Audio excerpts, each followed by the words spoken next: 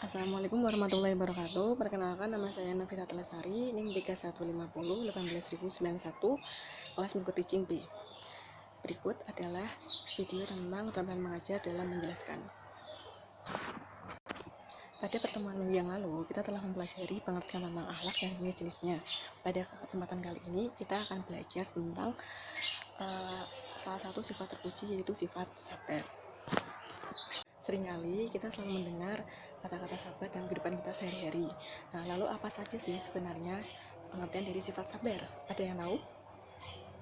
Oke, kamu Mbak, apa? Sifat sabar adalah sifat yang menahan diri dari apa? Dari hal-hal yang dilarang dalam agama.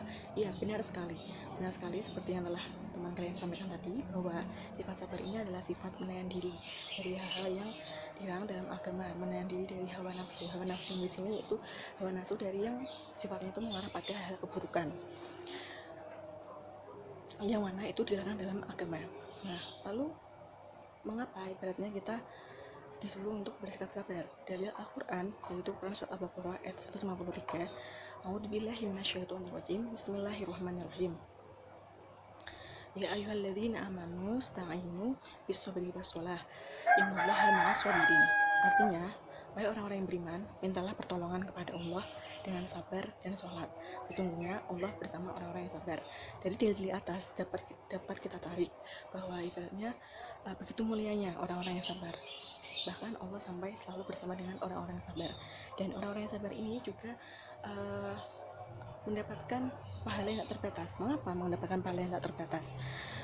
Karena dia menahan diri dia, menahan lisan dia dari mengeluh, menahan diri dia dari hal yang dilarang dalam agama. Tentu ini Allah itu akan menjanjikan dengan pahala yang tak terbatas. Nah, sebagai contoh misalnya, kalian ketika mendapatkan sakit, itu kalian itu jangan ibaratnya mengeluh, kenapa sih saya diberi sakit, karena dengan sakit kan saya tidak bisa melakukan aktivitas seperti biasanya. Itu kalian jangan lakukan hal itu, tapi coba kalian telah lebih lanjut, ibaratnya kenapa ya Allah itu memberikan saya sakit? Oh, mungkin dengan sakit ini Allah itu meminta saya buat istirahat dari aktivitas-aktivitas yang sebelumnya kita lakukan, dari aktivitas-aktivitas yang begitu banyaknya. Oh, mungkin ini sebagai sinyal dalam tubuh kita untuk kita tuh istirahat. Mungkin kemarin kita terlalu banyak memforsir kegiatan-kegiatan yang banyak, sehingga tubuh kita itu memberi sinyal dengan rasa sakit itu sendiri. Nah, jadi ketika diberi sakit itu jangan langsung kemudian mengeluh, berarti ibaratnya itu kayak, kenapa sih Allah memberikan aku sakit, aku kan saya kan nggak bisa belajar, saya nggak bisa melakukan aktivitas. Nah, coba telah lebih lanjut. Mungkin dengan sakit itu tuh menambahkan kita buat istirahat, terus juga membuat kita juga semakin meningkatkan diri kepada Allah. Mungkin sebelumnya karena aktivitas yang padat membuat kita itu jadi kurang khusyuk dalam beribadah kepada Allah. Dengan sakit kita semakin mendekatkan diri kepada Allah. Terus kemudian dengan sakit makan kita jadi teratur. Mungkin sebelumnya karena banyak kegiatan makan kita jadi tidak teratur. Jadi ibaratnya tuh jangan langsung menjudge pada diri kita, kenapa sih menjudge apalagi sampai berpasangan bersama Allah, itu jangan. Nah, akan tetapi sabar di sini itu bukan hanya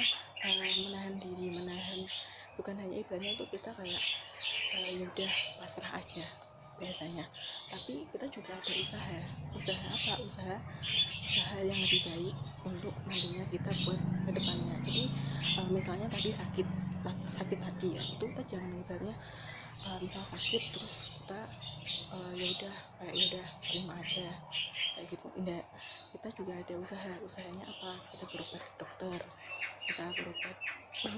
supaya kita sembuh, terus kita makan makanan yang bergizi supaya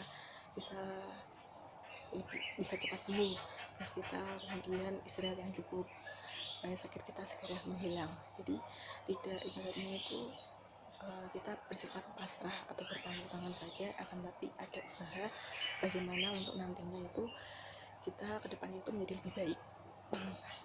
Sampai sini paham? Oke, paham, ibu lanjutkan. Kemudian hikmah dari kita menyikapi sikap sabar, tentunya pasti ada hikmah dari mana kita melakukan sikap sabar. Hikmahnya apa saja? Yang pertama, satu, mendapatkan pahala yang tak terbatas.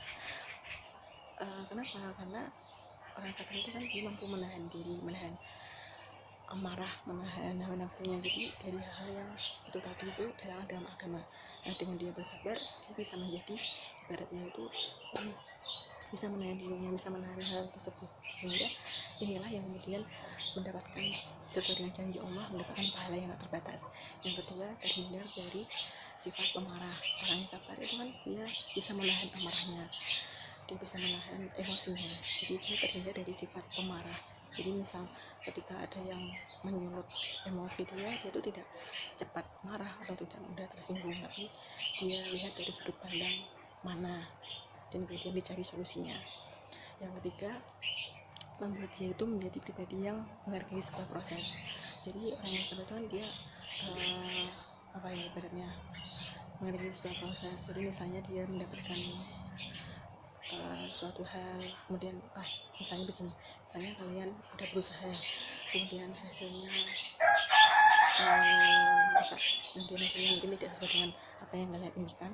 Nah, maka orang yang sabar itu tidak langsung menjustifikasi dirinya itu gimana sih kok bisa sampai kayak gini, enggak, tapi dia hasilnya itu begini, ya disyukuri, beratnya dia mensyukuri, dia menerima itu, dengan keikhlasan dan kerelaan hatinya. Kemudian dia bertekad untuk ibaratnya dia juga udah ibaratnya dia jadi seperti usaha aku segini, hasil aku juga segini, usaha saya segini, maka hasilnya pada segini. Jadi dia tahu ibaratnya jika dia berbuat sesuatu itu seperti ini, hasilnya itu akan seperti ini. Jadi berarti besok lagi saya harus lebih giat lagi dalam berusaha. Jadi dia menghargai sebuah proses yang dia lakukan. Sekian, sampai sini ada yang mau ditanyakan? Jika tidak ada, maka dapat kita tarik kesimpulan ya, bahwa sabar itu adalah sifat menahan diri dari hal-hal yang dilarang dalam agama. Jadi dia tidak hanya ibaratnya berpasrah saja, akan tapi ada usaha dia bagaimana untuk kedepannya itu menjadi lebih baik. Sekian yang dapat saya sampaikan, semoga bermanfaat. Wassalamualaikum warahmatullahi wabarakatuh.